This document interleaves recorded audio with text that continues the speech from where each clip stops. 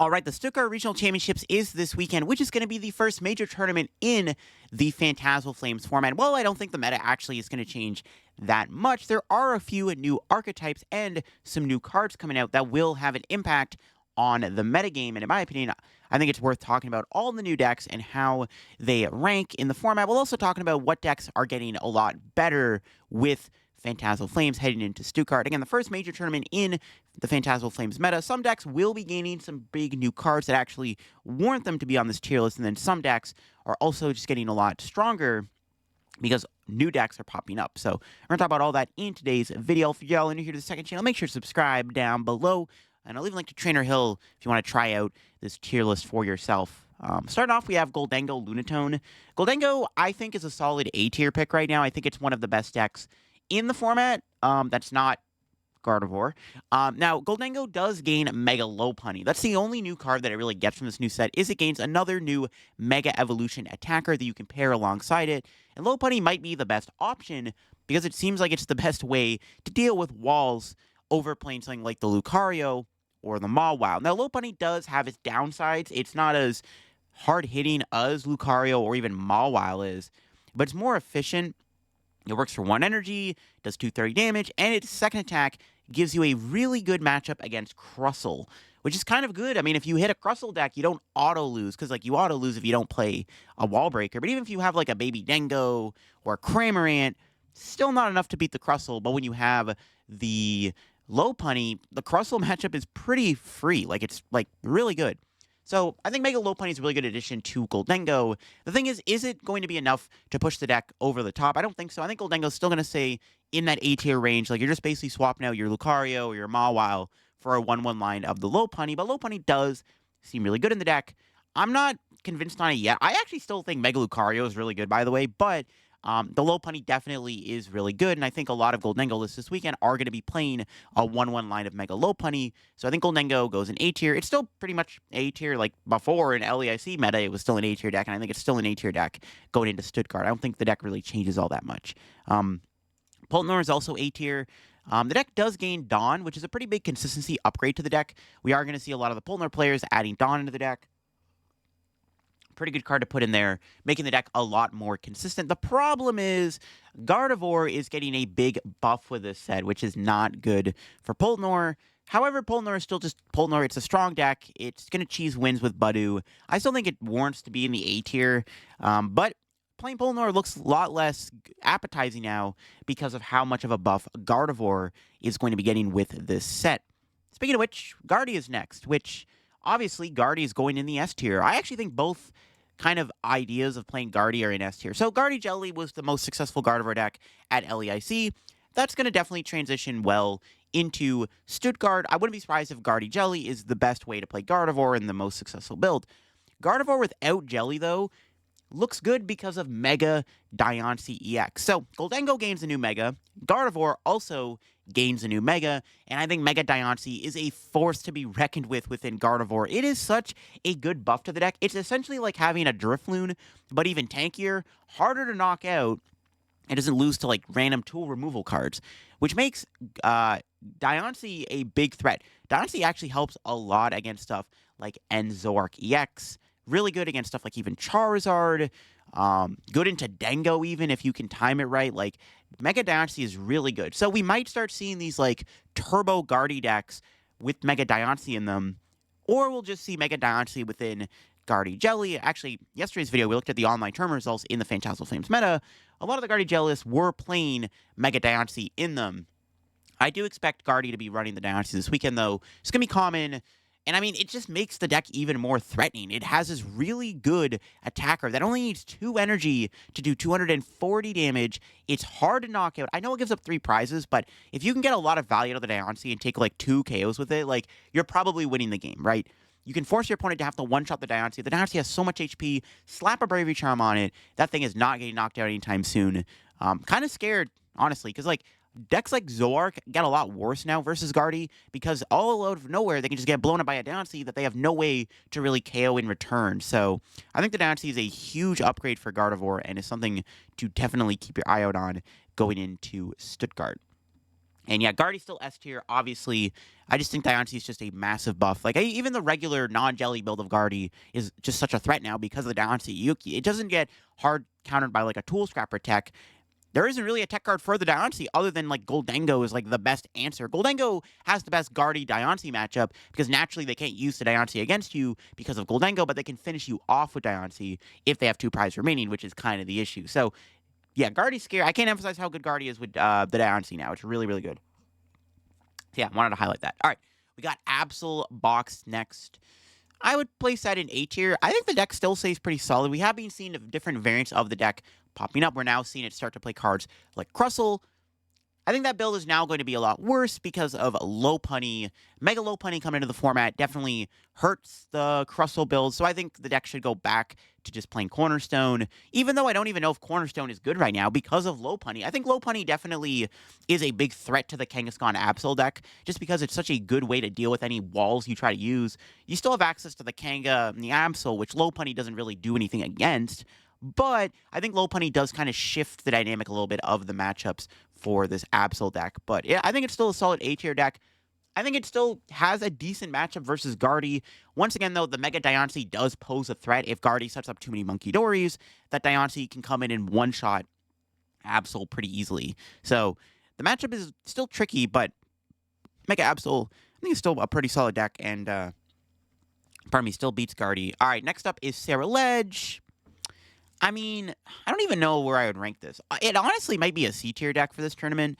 My issue with Ceruledge is, 1, it's just a worse version of Goldengo, and 2, Mega Diancie. I actually think Mega Diancie makes a big difference against Ceruledge. Ceruledge might not be able to do enough numbers to one-shot a Diancie, and if Diancie takes a knockout on your Ceruledge and you do not have a way to knock it out, you probably lose the game. So I think Ceruledge is getting a lot worse right now. I think that it's probably just a C-tier deck. I just think it's a very mediocre, like, fast deck you can play. It's definitely falling off. Like, if I'm going to play a deck like Ceruledge, I would much rather just instead play Goldengo, in my opinion. So I actually think I play Ceruledge in C-tier. Also, this deck has not been performing very well at the past couple of tournaments, which is a big indicator this deck actually isn't very good right now. And I don't think the Phantasmal Flames meta is going to make it any better. I think it's just promptly a C-tier deck. Next up is Charizard Pidgeot. I mean, I guess A-tier. I think the deck's still pretty solid. I don't know if you would play it with Dusknoir or without Dusknoir for this tournament specifically. I would maybe play it without Dusknoir just because it's better into Guardy Jelly if you play like Monkey Dory and stuff. But yeah, Charizard Pidgeot is a really solid deck. I think it's still pretty good right now. I'd place it in A-tier. It also does boast a fine Goldengo matchup.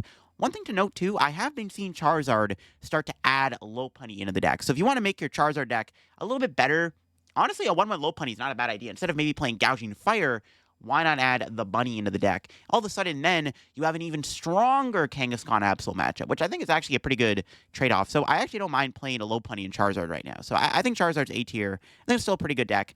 It's not as weak against Diancie, because Diancie sometimes will not one-shot the Charizard, right?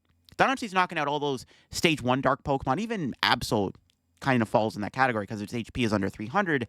Charizard is a little bit harder to reach, so Zard can put up a bit more of a fight against these Diancie variants. But I would still put Charizard in A-tier. Next up is the Mega Charizard variant with, like, the split of the two. I mean, we haven't actually seen this deck perform well yet, which does, I mean, I'll place it in C-tier. It is a Charizard deck at the end of the day, which actually makes it still kind of decent. The problem is, it's probably just worse than playing, like, Charizard Pidgeot with, like, Monkey Dory or Charizard Pidgeot with Dusknoir. Yes, you get access to Mega Charizard, which is a really good attacker, and it does help a lot, even against those tankier decks, like the Kangaskhan's and even Diancie, to be honest with you. Being able to one-shot the Diancie is pretty good. But yeah, Mega Charizard, Charizard X, I think is C-tier. We might see some people play this type of archetype to the tournament and do well in Stuttgart. I don't think Mega Charizard is its own variant right now. I just think that Classic Charizard is just a better deck. But I wouldn't be surprised if we started seeing people try to use Mega Charizard and Charizard this weekend. I think I'd rather play the Lopunny at that point, but we'll have to see. I'll place it in C-tier for now because it is just a worse version of what you can play in a Charizard deck. You know what I mean? But, you know, I want to see Mega Charizard X do well. It's a really cool card. It's strong. It's powerful. It's good. It's got good stats. We'll have to see if it performs. Next up is Grimmsnarl. Probably B tier, to be honest. I think Grimm is like a fine deck right now. I did play to Las Vegas. I like the deck. But I can admit it's not the best deck ever. It does lose pretty badly to Goldengo. The Kangaskhan Absol matchup is pretty bad. Guardy Diancie seems scary. Diancie having a lot of HP and being hard to knock out is a bit of a threat. Also, the fact that it can one-shot Grimmsnarl is also not very good if they can get out enough Monkey Dories. I'm not a huge fan of Grimm. I think Grimm is just a bit weaker right now. I think its Guardy matchup is getting slightly worse. So I would probably just place it in B tier. It's really only beating Dragapult and Charizard consistently. Whereas all your other matchups here, like Goldengo, Guardy's getting a lot harder. Absol never was a good matchup. Like, I think the deck is just getting a lot weaker. So I would probably just place Grimm in B tier. Honestly, it could be a C tier deck, but I think the deck is strong enough to still warrant in the B tier. It's still just a good deck. Like, it's got a lot of good agency behind it. It's still strong, but I definitely would put it in B tier for now. Next up is Zoroark. It's a tough one. I actually don't know if I'd place it in A tier. I legit think Diancie really damages this deck. Like, Diancie is such a bad card for Zoroark to have to play against because it can trade really well against Zoroark. Diancie easily one-shots the Zoroarks, and the Zoroark cannot one-shot the Diancie. Zoroark doesn't have any way to one-shot a Diancie, which is kind of terrifying. And I actually don't know if I would place Zoroark in A tier because I actually think its Guardy matchup just got a whole lot worse. It does beat Guardy Jelly if they're not playing Diancie, but if a Gardevoir deck just plays a Diancie, the Zoroark matchup becomes a lot more winnable, which is honestly terrifying. Like, I actually think Zoroark got a lot worse this tournament. I don't know, man. A tier is still, like, a good place to put it, because it's still Zoroark at the end of the day. Like, it's still a great deck. But, like, again, you're not good into Dengo. Now that Dengo has access to Lopunny now, you can't really reliably use, like, a wall strategy against them. You can't play Toedscruel or Cornerstone. Like, Polnor is not a bad matchup. Charizard is probably tricky. Absol is, like, probably an okay matchup. I guess I'll place it in A tier. I think it's bordering B tier, though, because I actually think Zoroark got a lot worse against Guardy just because of that pesky Diancie. So, yeah, I don't know if I would call Zoroark a tier deck anymore, to be honest. We'll have to see how it does in Stuttgart, but I legit think Zoroark is falling off just because Diancie is such a powerhouse of an attacker that actually Guardy can prize trade against you now. Like, that's terrifying. Yeah, you can go Diancie knock out Zoroark, and then you can go like Gust KO Guardy on the bench, force him to find another one to go with Diancie again. But, like, if they can do that, or they just preload energy, like, what the heck are you supposed to do? You know what I mean? So, I'm not a fan of that matchup. I think Zoroark just got a lot worse, because I just don't know if it can really deal with Diancie all that well. Next up is Lopunny Dusknoir. I'll place this one in B tier. It actually, for all the hype that this deck has been getting, it hasn't been performing that good in online tournaments. And I think that is an indicator this deck actually might be a little mediocre. It's not a bad deck. I think it's strong. I think it's just a weaker version of Dragapult. Like, if I'm going to play a deck with Ghost, why not just play Dragapult? But I do think the deck is decent. I think it will still have some good performances. I wouldn't even be surprised if it got top 32 in Stuttgart. But I can't really justify calling this deck A tier yet, or B, like, any more but a B tier. Because, like, the deck just hasn't been performing to people's expectations in online tourneys. The hype for the deck is there. The hype is very real, and I think that hype will translate to a lot of people trying the deck out in Stuttgart, but I don't think the deck is as good as everyone is making it out to be. And its performance rate hasn't impressed me enough yet, so I can't place it any higher than B tier. I think the deck is good, and I think there is a lot of room for this deck to grow. It reminds me a lot of the old Terrapagos Dusknoir deck we used to have in the Stellar Crown format. Like, I wouldn't even be surprised if, like, Tord pulled up and played Lopunny Ghost if he's going to Stuttgart. Next up is Raging Bolt. Obviously, I'm going to play that in C tier. I think Raging Bolt is just mid. Like, I mean, it's fine, but, like, you're not beating Guardy. The only deck you're beating, like, most of the time is, like, Kangaskhan and Goldengo. That's it. And I guess Zoroark's not bad either, but I think Bolt is, like, C tier. It's just not... There's just better decks. I don't know. It's hard to explain. Raging Bolt is just not the best deck ever, though, in my opinion. I think it is better than Ceruledge right now, for sure. I'd rather play Bolt than Ceruledge, but I think it's worse Tera Box also. Speaking of which, Tera Box is next. I'd place Tera Box in the B tier. Another pretty solid deck that enough good players do tend to pilot, which does give the deck better stats than maybe it does get. I think Tera Box is fine. I don't think it really does much different with this new set. Like, you're not going to be adding any new Megas into the deck. I don't know if it gains any new cards, per se. I think Tera Box is just a pretty decent deck that goes in B tier. Next up is Kangaskhan Buffalon. This is another deck I actually might place in B tier. This deck actually looks like it's getting a lot better with the addition of the Jumbo Ice Cream. Honestly, the deck doesn't seem bad. Now, you could argue that it is worse Absol Kangaskhan, and I might agree with you on that one. But I think this deck does actually belong in B tier. It's been looking pretty good in online tournaments. It's been getting good results. I think it's getting enough talk and hype right now that I think it warrants to be in the B tier. Like, placing in B tier is fine because I'm not putting any higher. I'm not going to place in A tier. I think B tier is a good place to put Kangaskhan Buffalon because this deck does look like it is pretty legit right now in our current meta. And we'll have to see if it actually ends up being a real deck. Flareon is another deck I place in B tier. Another really solid Tera deck. Is it better than Tera Box, though, is the question. I'm not sure on that one. Flareon does have more power behind it, which warrants me maybe placing it above Tera Box. Yeah, I don't know. Flareon seems pretty good right now, though. I mean, you're also taking a good Dango matchup, which I like. I don't know. Once again, though, I mean, the addition of Diancie does scare me a little bit, because now Gardy has a really easy way to one-shot Flareon without you really having a good way to one-shot the Diancie in return. Like, I guess you can play, like, Black Belt, Carnelian to one-shot it. So maybe there's something you can do with that, but Flareon, I think, goes in B tier for sure. Alakazam, I think the deck's cool. I'll still put in... look, D tier is not really where I want to be putting this deck. Even with the addition of Battle Cage, I don't think that this deck gains enough ground to be above D tier. I don't think enough people are going to take this deck seriously enough to play it, but you know what? It always gets day 2s. It's a deck that actually can probably cash if the right person has a good run with it. But I think even with Battle Cage, the deck is still a little it's still gonna struggle a little bit. But I don't know. Is it really a C tier deck? There's no way. I might actually start to reconsider now if it's actually C or D. I still think it's probably D tier, but I don't know on that one. Next up, we have Joltik Box. I'm leaning towards B or C for this one. I actually don't mind Joltik Box right now. This is not a bad deck. You know what? Screw it. I'm going to put Joltik Box in B tier. I think the deck's not bad right now. It's been impressing me, and I think it's decently solid. Again, Gardy never was its best matchup, obviously.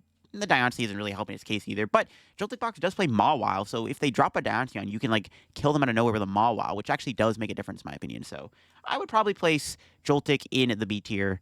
I like it. I think it's good. It's an underrated deck, in my opinion. Next up is Poltzard. I love this deck. It does get Moltres and the new Charmeleon. I don't know. Poltzard's like either B or C. It has been doing good in like seniors, and it actually did have a decent performance at LEIC. But I still would maybe place in C tier. It's just not the most popular variant of Charizard or anything. Like, I like the deck though, and I actually do like it enough to maybe consider it to Toronto. If I was going to Stuttgart, this would be a deck I would consider bringing to the tournament. I know, why would you play a C tier deck to a regional? What the heck are you doing? I don't know, man. This deck seems decent. I like it. I'll place Poltzard in C tier. All right, I do want to add one more deck. I forgot. Wanted to add Goldango Joltik to the tier list. I just forgot about that deck. I'll add Dango Joltik to this tier list here real quick. Also, I want Mega Sharpedo as Mega Sharpedo. I put Sharpedo as just normal Sharpedo.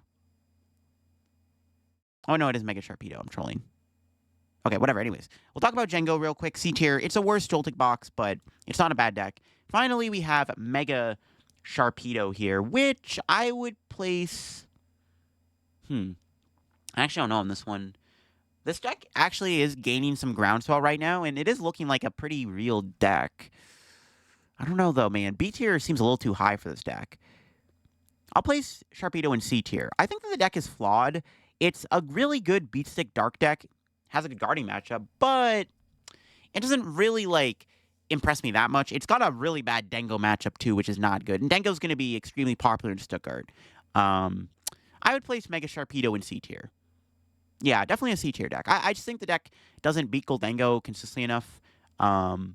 It's not a bad deck, though, for sure. But I think it reminds me a little bit of Ceruledge. It's a very linear beat stick style deck that this time is a 3-prizer. The benefit is at least you get to be a dark type, which helps a little bit against Gardevoir. And I don't think Diancie is as big of a threat because at least you can try to run through it a bit easier. So yeah, I'd place Sharpedo in C tier. This is one that I'm a little skeptical on as an archetype. Like, Lopunny definitely looks like it will be a real deck. Sharpedo, I'm still on the fence about. That's why I probably just think Sharpedo goes in C tier for Stuttgart. We'll see if anyone has a good run with it. Maybe somebody can top 32 with Sharpedo. That'd be pretty cool. If somebody cash with Sharpedo, I'd love to see that. I guess I'll talk more about that in my prediction video, which I'll post probably tomorrow. But there you go. That is my meta tier list for the Stuttgart Regional Championships. Let me know what you think of it down below.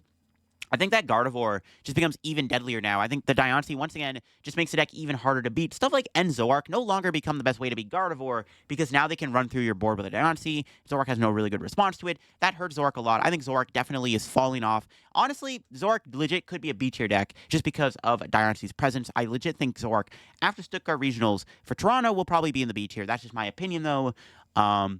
Even like Grimmsnarl is falling off. Honestly, some of the dark decks, apart from Charizard and Absol, are starting to slip a little bit because of Gardevoir getting even better at dealing with dark attackers, which is terrifying. Goldengo, still great, though. I think Dengo is A tier. Dengo gaining Lopunny looks really good. It might be the best partner for the Goldengo deck. So, yeah, the meta's not really changing all that much. We might start seeing dark decks decline a little bit. Maybe we'll see Lopunny and Sharpedo and Mega Charizard EX come into the format. Kangaskhan, Buffalon, well, it's not a new archetype. Looks like it's going to have a new found home in our format. So we'll have to see on that one. Let me know what you think of the tier list down below. What do you think of the meta right now heading into Stuttgart? I'd love to hear in the comment section below. Catch you on the video very soon. Bye-bye.